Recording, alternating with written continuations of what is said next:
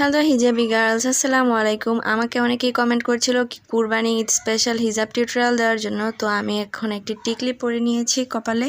আর Eid special হিজাব যেহেতু, তাই একটু গর্জিয়াসভাবে করছি আর খুবই সিম্পল, যেহেতু এখন অনেক বেশি গরম, তাই খুবই সিম্পলভাবে একটি হিজাব টিউটোরিয়াল শেয়ার করছি। তো হিজাবটাকে আমি গলার নিচে পিন না করে থুতনির নিচ থেকে হিজাবটাকে মাথার উপরে তুলে এখানটা একটা পিন করে অ্যাডজাস্ট করে দিলাম ইনার ক্যাপের সাথে। এরপর হিজাবের যে অংশটা বেড়ে গিয়েছিল এই অংশটাকে আমি মাথার উপর বসিয়ে দিচ্ছি। এই হিজাবটা খুবই ছোট, এটা একদম ছোট হিজাব দিয়েও করা যেতে পারে, আবার বড় হিজাব দিয়েও করা যেতে পারে। হিজাবটা ছোট কিন্তু এটার প্রস্থটা অনেক বেশি।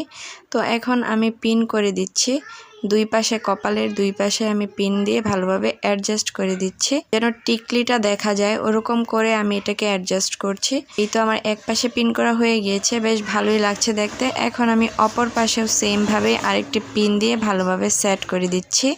এই যে ঠিক এই পাশে এটার মতো করে আমি আরেকটা পিন আটকে দিব।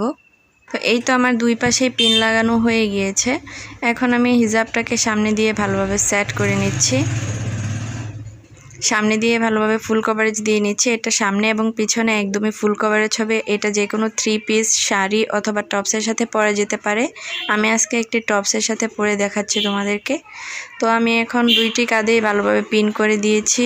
আর আমার ব্যাকগ্রাউন্ডে অনেক নয়েজ আসছে কারণ আমার বাড়িটা রাস্তার পাশে, তাই সবাইকে সরি। এখন আমি একটা সুন্দর ব্রুচ ভালোভাবে পরে নিচ্ছি।